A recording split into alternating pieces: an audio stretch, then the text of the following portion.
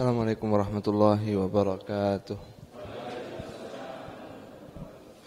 Alhamdulillah wassalatu wassalamu ala Rasulillah wa ala alihi wa sahbihi wa sallama tasliman katsira, amma ba'du.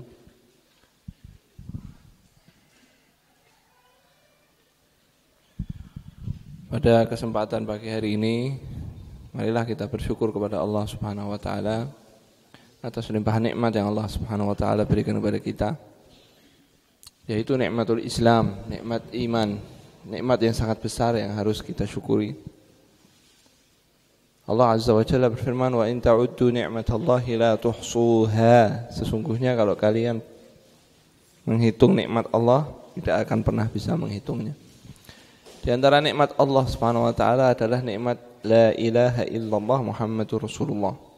Allah menjadikan kita orang-orang beriman. Allah menjadikan kita orang-orang berislam. Allah menjadikan kita hamba-hamba yang bertauhid, beriman kepada Allah Subhanahu wa taala. Hanya saja, Bapak Ibu-ibu yang dirahmati oleh Allah, dari sekian banyak orang-orang beriman di Indonesia ini, ya, ternyata banyak juga yang gagal memahami tentang apa itu Islam, apa itu tauhid, apa itu iman, apa itu akidah. Karenanya mempelajari akidah itu sangat penting. Tujuannya apa? Tujuannya untuk supaya agar kita selamat. Dalam apa? Dalam berkeyakinan kepada Allah Subhanahu wa taala. Berkeyakinan kepada Rasulullah SAW. Berkeyakinan kepada Al-Qur'an, berkeyakinan kepada malaikat, berkeyakinan kepada takdir, berkeyakinan kepada hari akhir. Karena kalau yang keliru itu akidah, yang keliru itu keyakinan, ya, itu permasalahannya adalah kekhawatiran kita ketika kita bertemu kepada Allah nanti membawa keyakinan yang keliru, jatuh kepada kemusyrikan, kita enggak sadar. Padahal kesyirikan itu adalah dosa yang tidak diampuni oleh Allah Subhanahu wa taala. Dalam surat An-Nisa itu diulang 2 kali, innallaha la yaghfiru ay yushraka bihi wa yaghfiru ma duna dzalika liman yasha. Sesungguhnya Allah tidak akan mengampuni dosa orang-orang yang menyekutukannya dengan suatu apapun, dan mengampuni dosa selain itu. Dan mengampuni dosa selain itu. Terlebih lagi di Indonesia ini, ya, mayoritas masyarakatnya tidak memahami bahasa Arab. Mayoritas masyarakatnya tidak memahami bahasa Arab. Terus gini. Karena semakin jauh masyarakat dari bahasa Arab, maka semakin juga jauh dari pemahaman Islam yang benar. Ini secara umumnya. Karena munculnya kesesatan-kesesatan sejak abad-abad yang dulu itu biasanya tidak semuanya, ya, biasanya diprakasai atau dimunculkan oleh orang-orang yang pemahaman bahasa Arabnya keliru atau bukan orang-orang Arab, yaitu orang-orang ajam non-Arab yang masuk Islam. Nah, semakin jauh dari pemahaman Al-Qur'an, pemahaman bahasa Arab yang benar, ya, bahasa Arab pun juga ada yang keliru juga gitu ya. Semakin jauh dari pemahaman bahasa yang benar, maka juga pemahaman kita kepada Al-Qur'an dan hadis itu semakin jauh. Ya. Makanya beberapa ulama itu mewajibkan untuk belajar bahasa Arab. Ya. Mewajibkan untuk belajar bahasa Arab karena penting. Ya, itu adalah bagian yang tidak bisa dipisahkan dari agama kita. Ya, juz'un min dinikum, bagian dari agama kita. Makanya belajar bahasa Arab itu sangat penting. Dan belajar bahasa Arab itu bukan sekedar supaya kita bisa memahami orang ngomong dan supaya bisa kita ngomong bahasa Arab dengan orang Arab, bukan. Tapi lebih dari itu, supaya kalau kita baca hadis itu paham. supaya membaca Al-Quran itu faham. Nah, dan bahasa Arabnya itu luas banget, bukan bahasa Arab yang seperti cuman dipakai untuk percakapan, sangat luas sekali. Berkaitan dengan syair-syair di zaman jahiliyah sebelum Islam, itu orang yang mendalami bahasa Arab itu mendalami ilmu syair-syair ya, untuk khazanah keluasan bahasa Arabnya itu. Makanya orang-orang Arab itu paham betul kata-kata la ilaha illallah. Sehingga mereka mengucapkan itu mikir-mikir. Karena apa? Mereka paham konsekuensinya. Konsekuensinya apa? Ya saya kalau mengucapkan la ilaha illallah, saya harus meninggalkan semua sesembahan selain Allah. Saya harus meninggalkan peribadatan kepada selain Allah. Lah, arti kata ibadah itu apa? Itu mereka tahu. Mereka tahu. Ya. Makanya ada aliran-aliran sesat itu memaknai la ilaha illallahnya salah. Dan pemahaman itu pemahaman meskipun ditulis dari bahasa Arab, tapi saya yakin itu adalah bukan orang Arab. Karena orang Arab pasti paham kata-kata la ilaha illallah. Waktunya habis. Oh, syukur. Tak kira waktunya habis. Ya. Makanya berapa kali, Mas? Oh, 5 kali. Tak enteni sih. Nah, wis 5 kali. Ya. Makanya di dalam katanya 5 kali.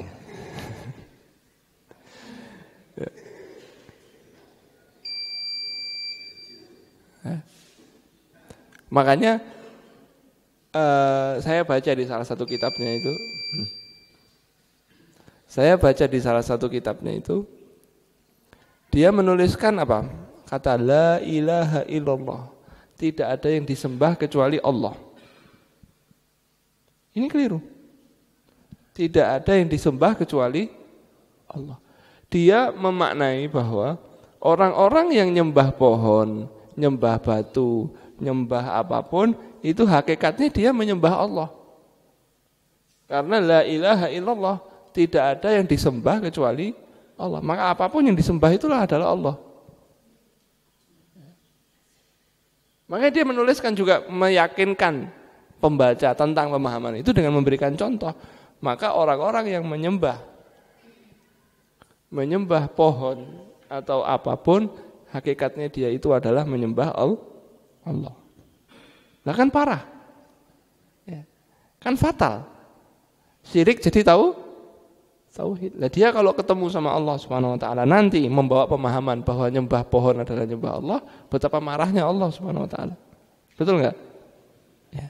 Nah makanya belajar akidah itu menjadi sangat penting, karena penting atau tidaknya ilmu itu tergantung apa? Tergantung dengan ilmu itu kita mempelajari apa, mengerti tentang apa. Kayak kita mempelajari akidah itu tujuannya adalah untuk mengerti tentang siapa? Tentang Allah. Maka menjadi mata pelajaran yang paling penting. Karena dengan belajar akidah yang benar itu kita menjadi beribadah kepada Allah dengan benar. Bertauhid dengan benar, yang harapannya kita nanti selamat di hari kiamat. Tidak membawa aliran sesat. Tidak terpengaruh aliran sesat. Penyakitnya sebagian kita itu penasaran dengan aliran sesat, terus membaca tentang aliran sesat, ya, penasaran sama aliran sesat ini, dibaca sampai didalami, padahal ya, keyakinan yang dia yakini sendiri belum tuntas mempelajarinya, sehingga banyak dari teman-teman itu mempelajari aliran-aliran yang lain, padahal belum mempelajari akidahnya, selesai atau bahkan belum selesai mempelajari keyakinan lain, dia sudah ikut keyakinan itu. Oh, teman-teman saya yang sudah diperingatkan, hati-hati, kamu belum selesai mempelajari akidahmu sendiri, jangan mempelajari akidah-akidah yang lain. Ya. Nekat, akhirnya apa yang terjadi? Dia ya pindah haluan. Jadi pengikut aliran-aliran yang ada. Dan di Indonesia ini sudah sering saya sampaikan, ada 600 lebih aliran sesat. Ya. Ngitungnya piye Pak ya? 600 ya. Apa aja itu ya, 600 itu banyak. Di Karanganyar itu ada beberapa ya. Ada yang nabi palsu itu, ada enggak? Siapa namanya? Nabi Parmin ya. Ada juga yayasan apa? Yayasan Tauhid Indonesia ya. Namanya bagus ya, Yayasan Tauhid, tapi dia ingkarus sunnah ya, ingkarus sunnah itu ya di Karanganyar juga. Nah, ada banyak aliran-aliran sesat. Nah, itu belum termasuk ya tarekat sufi yang sangat banyak tersebar di Indonesia. Kemarin saya baru ini hari Jumat ya, mendapat laporan di Jawa Barat ada seorang kiai baru diangkat ya, jadi infonya dia mengaku baru diangkat oleh Nabi Khidir menjadi wali. Tak delok rupane kayak apa sok. Penasaran aku, jeluntrunge kayak apa gitu. Ketika tak buka ternyata orang biasa dan dia nggak pakai baju kemana-mana. Bahkan ketika sholat jamaah nggak pakai baju, sarungan tok. Jadi bayangkan kalau ada orang ke sini sholat jamaah nggak kaosan, sarungan tok. Terus bilang saya wali. Jadi kan percaya nama betul? Hah? Dan gurunya itu malah mengiyakan, mengamini, mengakui hal tersebut. Dan usut punya usut, gurunya itu ternyata juga meyakini hal yang sama. Dia itu sudah dijamin masuk surga katanya. Gurunya itu karena sudah bolak-balik ke arsy. Jadi sering ketemu Allah bolak-balik ke arsy. Jadi santrinya itu sudah enggak ngaji kitab lagi. Enggak usah ngaji kitab karena wis melu aku wae insyaallah pasti masuk jannah, pasti masuk surga dijamin. Jadi tadinya pesantren yang ngaji kitab, sekarang bawanya tasbih. Enggak apa-apa, enggak usah ngapa-ngapa, lebih iritan tok, nanti masuk surga. Bahkan di Jawa Timur, ya, di Jawa Timur ada mu'alaf, itu masuk ke pesantren. Ternyata kiainya di sana enggak sholat. Karena kiainya sudah makrifat itu. Jadi sudah enggak perlu sholat lagi, sudah enggak wajib sholat lagi. Itu mu'alafnya bingung, loh kiai kok gak sholat, pesantren kok gak sholat ya. Akhirnya apa? Minggat dari pesantrennya, cari pesantren yang lain. Kok sing mu'alaf kok luwih pinter, sing kiai kok malah goblok. Gak sholat. Mu'alafnya itu bingung. Masa orang Islam gak sholat? Iki mu'alaf loh. Baru masuk Islam ya, nanti dijawab mu'alaf itu kan ilmunya belum banyak ya, kalau ilmunya banyak tahu kenapa dia enggak sholat ya tahu Pak, semakin tahu bahwa yang enggak sholat itu aliran sesat. Kita kan dibangun kalau kiai itu pasti ada ilmunya sehingga apapun yang diperbuat pasti ada ilmunya, itu dibangun di masyarakat begitu sehingga kiai itu tidak boleh dikritik ya. Padahal enggak semua kiai itu kiai, ada kiai palsu. Dulu bapaknya kiai, iya, anaknya melu-melu jadi kiai, padahal anak impian ora sinau. Bapaknya memang kiai, anaknya kan jadi Gus, ya. Gus. Anaknya kiai, panggilnya Gus. Kiainya anaknya, bapaknya dulu memang kiai ulama, lah anaknya belum tentu. Terus model begitu-begitu kan terus oleh masyarakat diagung-agungkan sehingga merusak keyakinan masyarakat. Dan kalau dikritik, contohnya seorang kiai dulu, kiai Islam, kiai nama aliran Nusantara, Disebutnya apa? Islam aliran Nusantara, itu kita nyebutnya Islam Anus. Aliran Nusantara. Itu salah satu kiainya itu keluar rumah bersama istrinya nggak pakai jilbab. Ya, pakai pakaian kayak Raden Ajeng Kartini ini. Waktu itu bulan April dia memperingati Hari Kartini. Itu istrinya nggak pakai jilbab, pakai apa? Konde begitu, pakai kebaya, keluar rumah naik andong. Difoto, loh, kiai kok bojone kok gak jilbaban. Ya, itu muridnya marah. Kamu itu ilmunya belum sampai gitu ya. Lah ilmunya apa? Semakin sinau kok malah semakin bodoh. Ya. Enggak, ilmunya lain. Lah itu ilmunya apa gitu ya. Semakin belajar itu harusnya semakin taat kepada Allah, begitu kan? Semakin belajar semakin takut kepada Allah, bukan semakin belajar semakin nantang. Saya sama Allah boleh begini. Ngaku-ngaku sama Allah boleh. Karena dia sering berhubungan dengan Allah katanya. Bahkan ada itu menyurati MUI. MUI disurati sama seseorang. Ini yang cerita sama saya, Allahyarham Buya Yunahar Ilyas ya. Salah satu dulu menjabat ketua MUI, meninggal dari Muhammadiyah, termasuk salah satu pimpinan pusat Muhammadiyah. Beliau bercerita bahwa MUI itu pernah disuratin sama orang.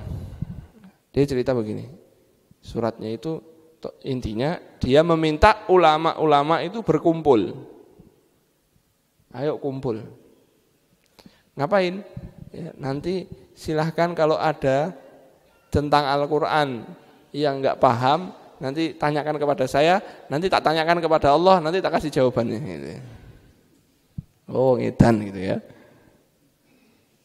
Tak tanyakan kepada Allah, nanti kasih jawaban. Itu sahabat Nabi aja nggak begitu kok ya. Sahabat Nabi itu kalau bisa tanya sama Allah, nggak ada itu namanya. Setelah Nabi meninggal, siapa yang menjadi khalifah gitu ya. Karena itu sempat ada diskusi yang panas di Sakifah Bani Sa'idah itu. Betul enggak? Ali bin Abi Thalib baiatnya sampai enggak baiat saat itu menyusul karena ada ketegangan antara Abu Bakar As-Siddiq dengan Fatimah bintu Rasulullah sallallahu alaihi wasallam. Sampai akhirnya semua sahabat semua sahabat bersatu di bawah Abu Bakar As-Siddiq. Kemudian ada perang antara Ali bin Abi Thalib dengan Muawiyah radhiyallahu taala anhum. Ya. Perang itu kan. Coba tanya sama Allah. Ya Allah, ini yang benar yang siapa gitu ya. Kalau ada jawabannya mesti semua kedua belah pihak nurut, betul enggak? Ya, nurut. Enggak ada itu yang tanya sama Allah terus kasih jawaban. Ya. Kita hidup diuji oleh Allah. Kalau bisa tanya sama Allah selesai. Jawabannya kan seperti ujian tanya sama guru. Jawabannya apa? Ini selesai. Ada yang bertemu Rasulullah langsung katanya dalam keadaan hidup. Ya, Rasulullah SAW hadir, ketemu sama Nabi, tanya. Ya, ini kan kalau bisa juga sama. Ya, sahabat itu tanya sama Rasulullah. Rasulullah kenapa cucunya berperang misalnya di Karbala, berangkat dari Mekah menuju ke Kufah, ya sudah diingatkan sama Abdullah bin Abbas, diingatkan oleh Abdullah bin Umar, diingatkan oleh Abdullah bin Zubair, diingatkan oleh yang lain, ya jangan berangkat, mereka itu nipu kamu gitu ya, kamu ditinggal nanti. Ya. Al-Husain tetap berangkat, akhirnya dicegat di jalan, akhirnya dibunuh. Ya kenapa Nabi nggak datang ke situ, bilang jangan berangkat. Ya. Akhirnya terbantai semua di situ. Nggak ada itu, Nabi datang terus ngasih tahu jangan berangkat. Makanya sekarang itu berkembang aliran-aliran begitu, ya berkembang. Nah, ini kenapa di Indonesia aliran-aliran begini ini laku? Dan bayangkan 600 aliran sesat itu semuanya punya pengikut. Ya, hatta tadi Nabi yang di Karanganyar itu ada pengikut nggak? Ya. Hah? Banyak nggak pengikutnya? Banyak. Padahal itu fatal banget kan Nabi. Ya. Padahal kalau khutbah Jumat sering khotibnya mengatakan la nabiyya wala rasulah ba'dahu. Sing enggak mudeng bahasa Arab enggak mudeng artinya itu. Tapi yang mudeng bahasa Arab sidik-sidik ngerti bahwa artinya apa? Enggak ada nabi, enggak ada rasul setelah beliau sallallahu alaihi wasallam. Tapi ada yang ngaku nabi, ya ada yang beriman. Meskipun namanya Nabi Parmin sallallahu alaihi wasallam. Pengikutnya jadi radhiyallahu anhu. Lah kan pengikut Nabi sahabat. Ya. Tempatnya di mana? Karanganyar. Dulu ada yang ngaku menjadi Nabi Isa.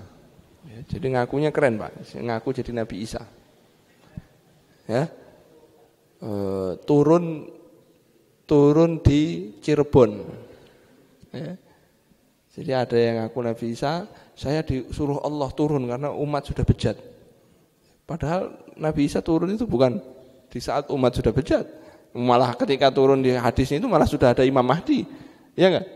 Dia bilang umat sudah bejat, Allah suruh saya turun untuk meluruskan umat. Ya, orang itu gondrong begitu kayak apa yang digambarkan oleh orang-orang Nasrani itu. Gondrong gitu ya. Terus ditanyain, "Loh, kamu kok turunnya di Cirebon?" Oh iya, ini buminya Allah itu kan. Padahal di hadis Nabi turunnya di Damaskus. Nabi Isa itu turunnya di menara sebelah timur Masjid Jami' Umawi. Ada masjid di Damaskus namanya Masjid Jami' Umawi. Itu Nabi Isa nanti turunnya di menaranya yang sebelah timur. Nabi Isa di menaranya sebelah timur, turunnya di situ. Lah kok salah alamat? Dari mana? Damaskus tekan Cirebon. Ya. Malaikatnya salah alamat itu yang nurunkan. Mungkin enggak? Karena masyarakat enggak paham. Nabi Isa turun. Ya saya mengikutnya Nabi Isa. Nabi Isanya ditangkap lagi. Balikkan lagi. Tahu. Ada yang di Maluku itu ada yang tarekat itu meyakini Al-Quran itu 40 juz. Lah sing 10 ndi? Yang 10 di hati saya. Lah lek ngapal kene piye nek ning atimu? Ya. Ada Al-Quran itu 40 juz. Pokoknya MUI pusat itu sampai bingung mengatasi aliran-aliran sesat ini. Akhirnya mereka sepakat dengan kepolisian, ya enggak usah di blow up, enggak usah digembor-gemborkan di media. Yang repot siapa? MUI repot, polisi repot, jaksaan repot. Menghadapi siapa? Menghadapi lembaga-lembaga hak asasi manusia, orang liberal. Jadi polemik terus.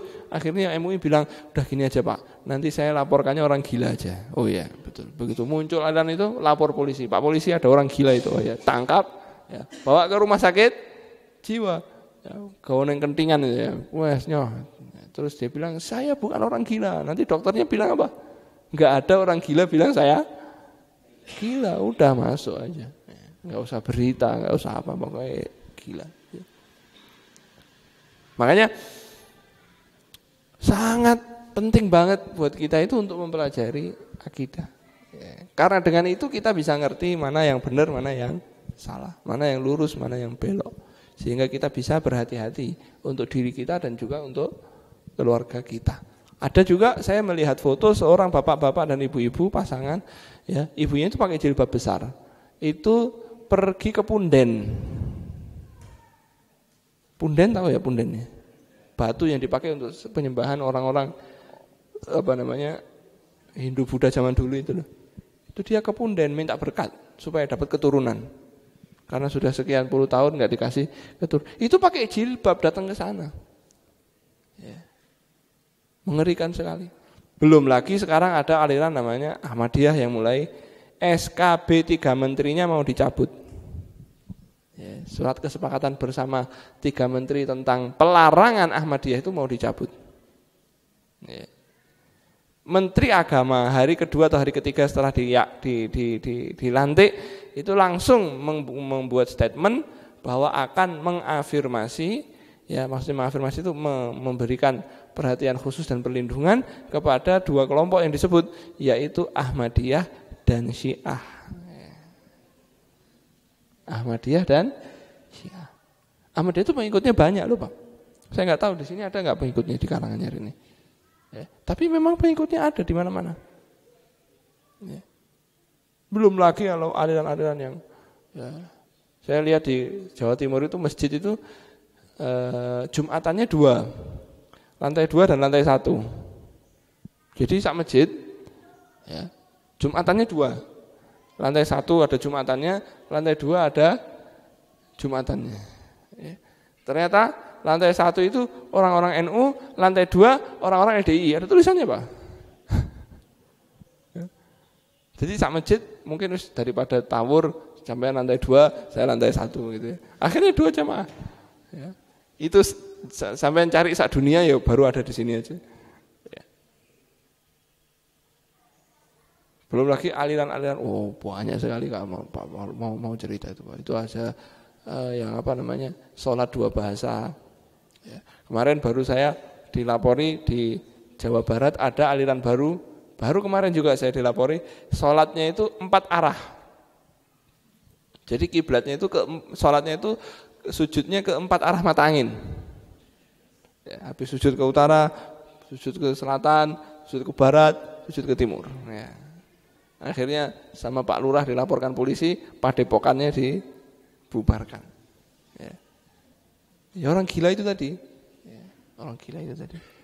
Nah, kemarin juga Menteri Agama juga mengatakan selamat hari perayaan Bahaiyah. Ya, pengikutnya Bahaullah. Ya. Bahaullah itu kepanjangan atau pengembangan dari sekte Babiyah. Babiyah itu sekte Syiah yang sangat nyeleneh, ya, yang mengatakan dirinya itu Babullah, pintunya menuju Allah Subhanahu wa taala. Ya. Sehingga sektenya sampai Babiyah, kemudian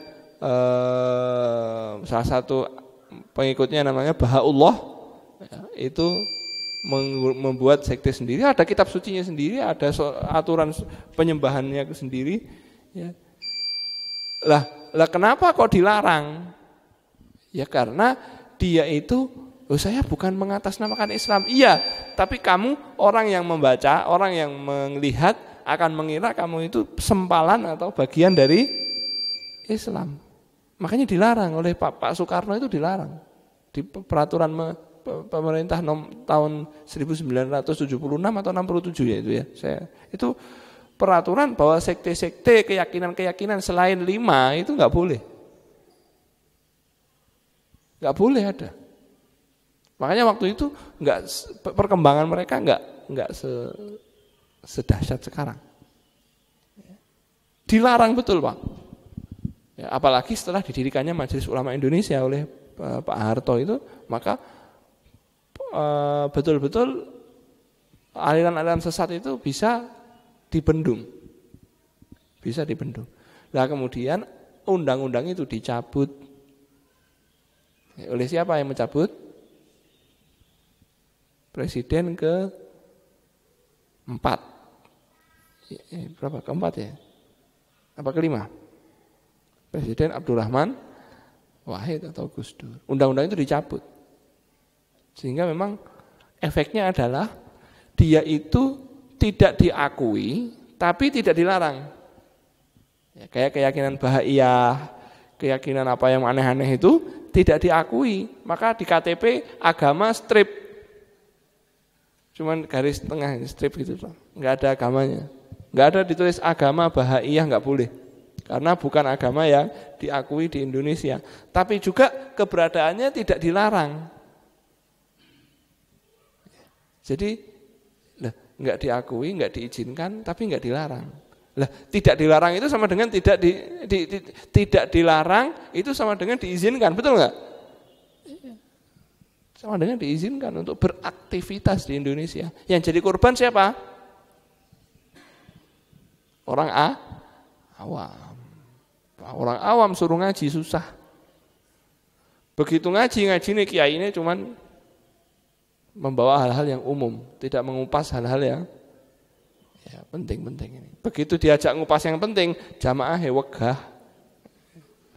Ya, ngaji kok sepaneng gitu ya. Kami penat, sehari sudah penat kerja, pas ngaji malah yang dibahas yang sepaneng-sepaneng. Loh dikira ngaji itu hiburan gitu. Ben enggak sepaneng terus ngaji.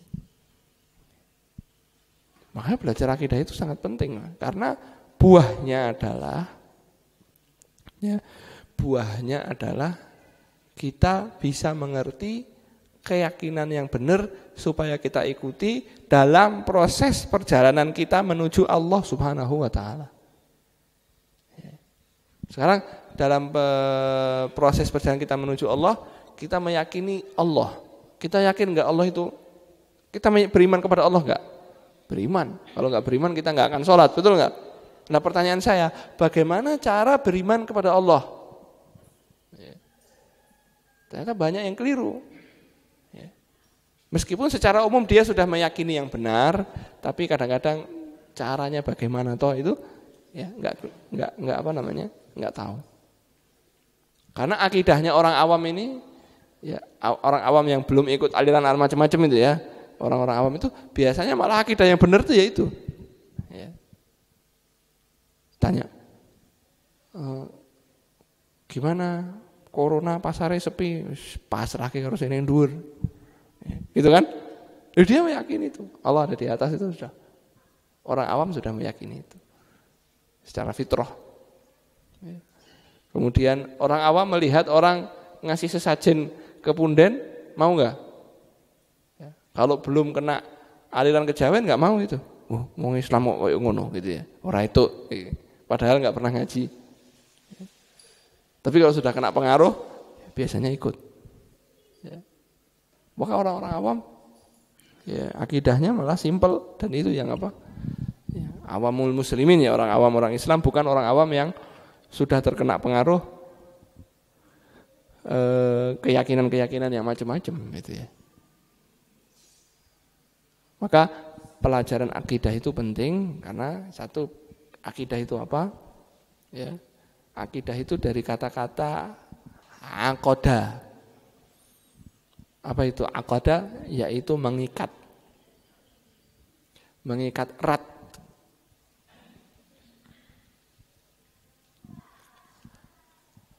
Artinya apa? Artinya sebuah keyakinan yang kuat yang mengikat di hati dan tidak terbetik keraguan sedikit pun setelah diikat itu. Jadi fungsi kita belajar akidah itu untuk memantapkan, menguatkan ikatan keyakinan kita di hati sehingga keyakinan itu menjadi kuat dan tidak ada keraguan. Dan para ulama mengatakan barang siapa yang muncul keraguan maka wajib hukumnya untuk segera bertanya. Karena keraguan ini kalau dipelihara dapat merusak yang lain. Makanya akidah Islamiyah itu apa? Akidah Islamiyah itu yaitu itu tadi, sebuah keyakinan yang kuat yang terikat di dalam hati tentang Allah, tentang malaikat, tentang kitab, tentang rasul-rasul, tentang hari akhir, tentang takdir, tentang urusan ghaib, kisah-kisah, ya, itu bagian dari akidah. Baik yang sifatnya keilmuan maupun sifatnya amalan. Sifatnya keilmuan itu apa? Mengerti Allah itu ada di atas, mengerti Allah ada di atas arsy, mengerti Allah sifat-sifat Allah ya. Allah Maha hidup, Allah Maha Maha kuasa, Allah Maha itu mengenal sifat-sifat Allah, keilmuan. Kemudian amalan ya itu tadi tauhid, amalan kita hanya beribadah kepada Allah saja, tidak beribadah kepada yang lain. Ya. Jadi orang Islam itu harus belajar nomor 1 akidah. Nomor 2 harus belajar fikih. Kenapa? Karena rukun Islam itu yang pertama apa? Syahadat la ilaha illallah. Ini ilmu wajib. Berarti semua harus belajar tentang syahadat, tentang la ilaha illallah Muhammadun Rasulullah. Iman, akidah harus dipelajari. Nomor 2 apa? Salat. Ya, ini juga harus dipelajari fikihnya. Ya, harus dipelajari fikihnya. Dulu pernah dibuat daurah ya? Ikut enggak dulu ikut daurahnya? Hah? Pernah ikut ya daurah salat dan wudu itu ya? Karena banyak dari orang Islam wudunya tidak benar. Banyak dari orang Islam salatnya tidak benar. Ya. Maka wajib mempelajari fikihnya salat. Baru nanti puasa, habis nanti sebelum Ramadan kita mempelajari fikih puasa.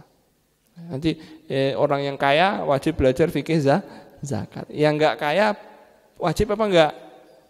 Enggak wajib. Belajar fikih zakat enggak wajib. Nanti kalau kaya baru apa? Wajib. Wis aku tak persiapan sih. Ya, belajar fikih zakat, ya moga-moga dadi sugih. Ya enggak apa-apa. Tapi tidak wajib. Wajib itu apa? Kalau ditinggalkan dosa.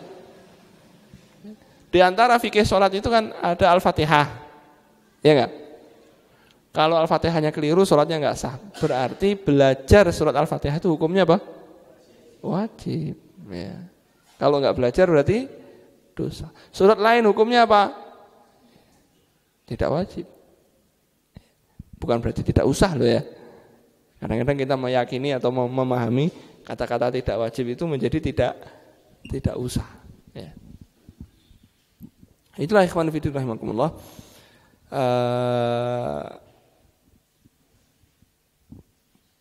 Kekeliruan dalam keyakinan itu efeknya besar. Efeknya besar. Bukan cuman begitu-begitu saja. Kebetulan saja aliran sesatnya itu di Indonesia orangnya kan biasanya lemah lembut itu ya. Tapi kalau di Arab itu bisa perang itu Pak. Masing-masing kelompok ini bisa apa? Bisa perang. Karena memang terjadi pertumpahan darah akibat keyakinan yang keliru itu banyak dalam sejarah. Contohnya aliran Syiah. Itu mereka mencegat jamaah haji. Jadi jamaah haji mau berangkat, ya itu dicegat di jalan, dibantai semuanya Pak. Satu hari dibantai 20.000 orang lebih. Itu abad ke-4 Hijriah. Ya. Kemudian di musim haji lainnya mereka pernah mendatangi mendatangi Mina. Mina tahu ya, tempat wukuf itu, tempat mabit itu ya di Mina. Tanggal 8 Dzulhijjah jamaah haji kan pada ngumpul di Mina. Itu dikepung oleh orang-orang Syiah di Mina, ya, dibantai di Mina Pak. Dibantai di Mina di waktu haji tanggal 8 Dzulhijjah. Akhirnya orang-orang berhamburan, ada yang terbunuh banyak sekali di Mina, ada yang pergi ke Masjidil Haram supaya apa? Mencari perlindungan, betul enggak? Maka orang-orang itu selesai membantai di Mina masuk ngepung Masjidil Haram. Orang-orang yang tawaf dibantai semuanya, orang-orang yang berlindung, bergelantungan di kainnya Ka'bah itu malah kainnya disobek-sobek, orangnya dibantai. Jenazah-jenazah itu dicemplungkan di sumur Zam-Zam.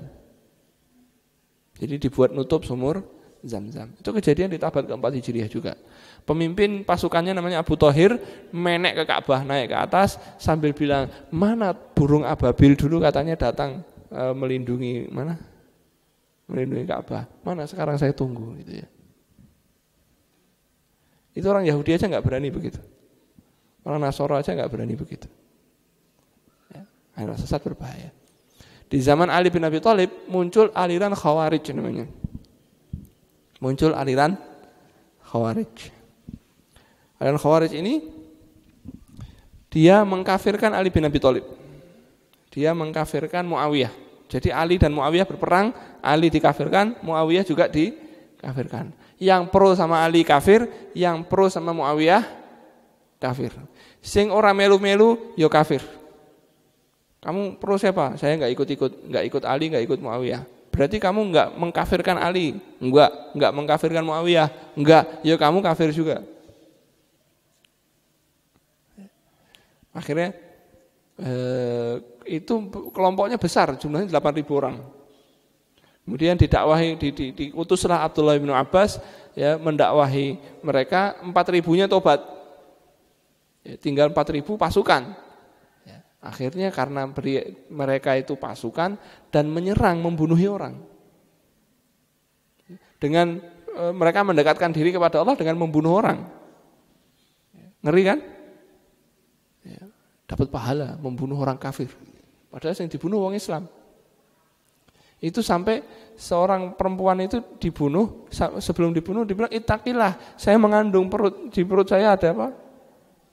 Itu malah perutnya disobek, bayinya dikeluarkan, dibunuh. Terus bawa ayat wala yalidu illa fajiron kafara. Ya, orang kafir itu enggak akan melahirkan kecuali orang kafir juga. Akhirnya disembelih, bayinya juga ikut dibunuh. Bawa ayat itu. Bawa dalil. Kemudian pulang dari bantai-bantai itu, ya, kan berkelompok tuh ya. Di jalan itu ada babi miliknya orang kafir dhimmi. Itu babinya dibunuh oleh salah seorang. Itu pemimpinnya marah. Kamu ngapa bunuh babi punyanya orang kafir? Ya. Babi itu miliknya orang kafir dhimmi. Padahal Nabi bersabda, man adza dhimmiyan lam yarih raihatal jannah. Siapa yang menyakiti orang kafir dhimmi enggak akan mencium bau surga. Padahal dia barusan bantai siapa? Orang Islam. Ada babi dibunuh malah marah. Padahal dia baru bantai siapa? Orang Islam. Ya. Salah satunya itu bertemu dengan Abdullah bin Umar menanyakan tentang hukumnya darah yang ada di nyamuk. Terus kata Abdullah bin Umar, orang-orang Irak ini memang ajib. Gitu. Habis bunuh sahabat Nabi, terus tanya hukumnya darah apa? Nyamuk. Habis numpahkan darah sahabat Nabi, terus apa? Nanya tentang hukumnya darah nyamuk. Itu karena keblingernya itu, Pak. Makanya keblinger dalam berkeyakinan itu medeni, Pak. Medeni sekali, Pak. Nanti dalam perjalanan kajian kita kupas sedikit-sedikit. Ya, kita kupas sedikit-sedikit. Bagaimana cara kita beriman kepada Allah? Contoh penyimpangannya itu bagaimana saja? Ya, itu akan kita bahas satu persatu nanti. Ya. Itulah artinya akidah. Kalau Ahlus Sunnah itu apa?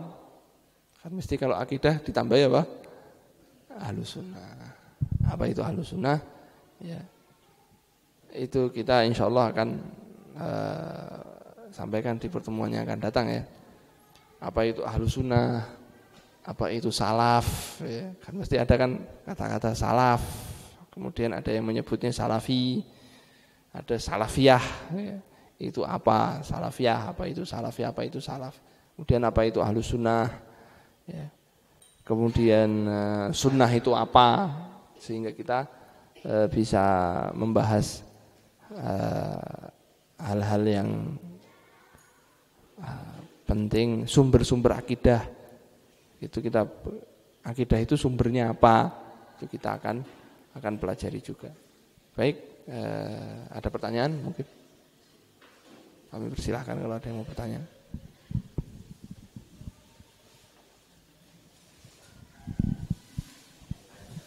Wah, yang tanya dapat door prize.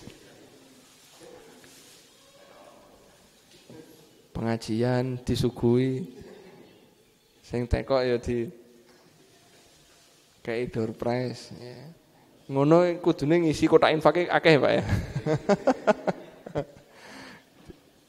Wallahu a'lam.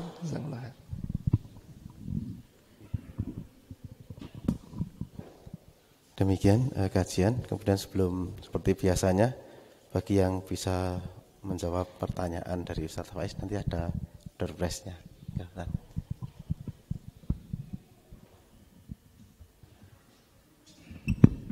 balik monggo kalau ada pertanyaan, ada door prize-nya. Oke.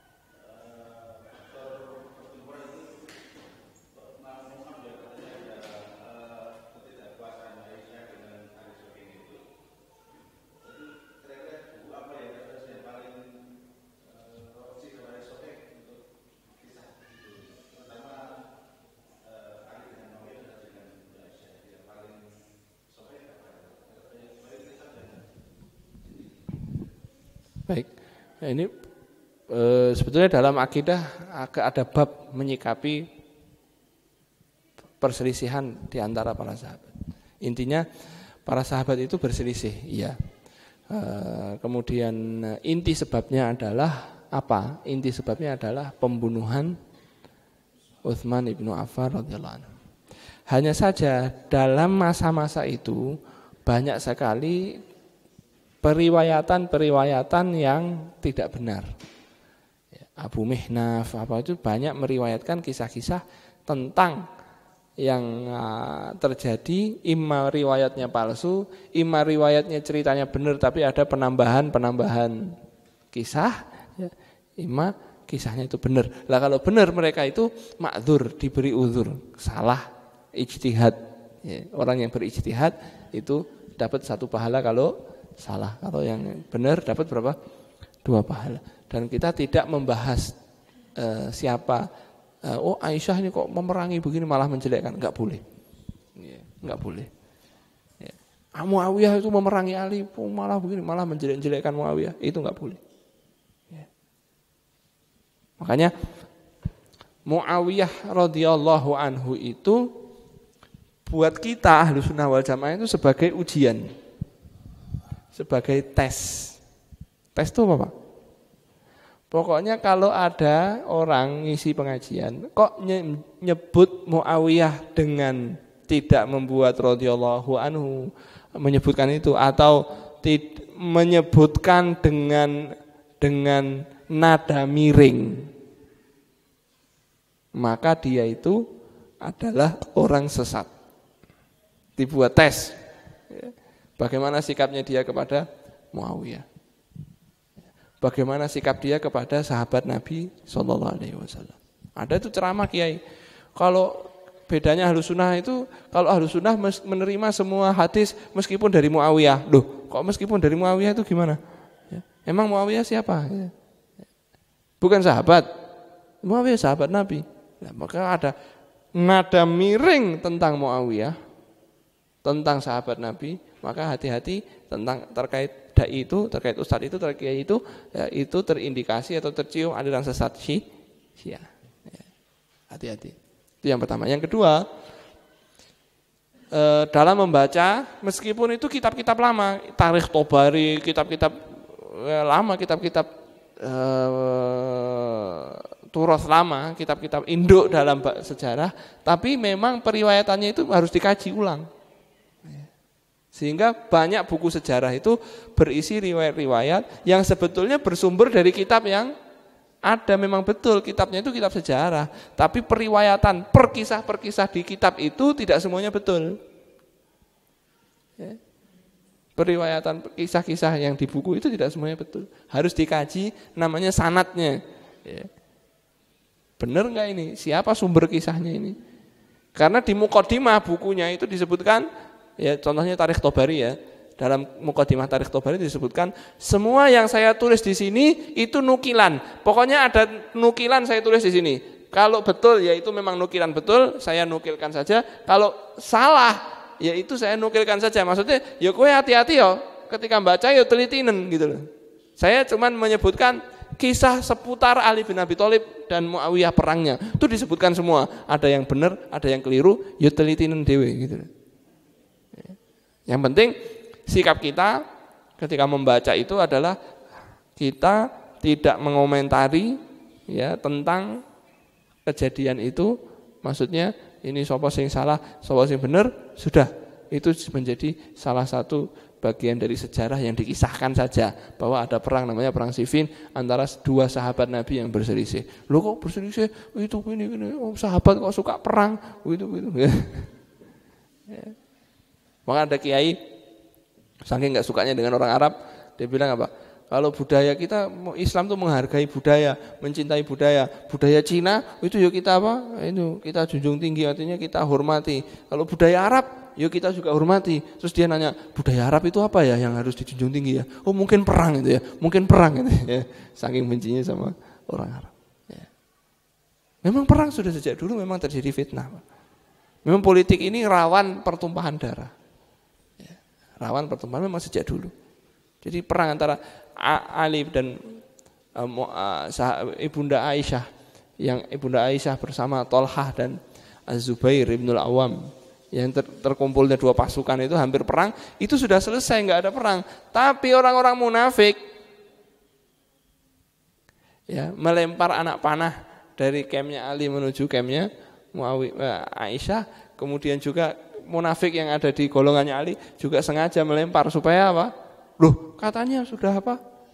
Damai, kok mereka nembaki anak panah?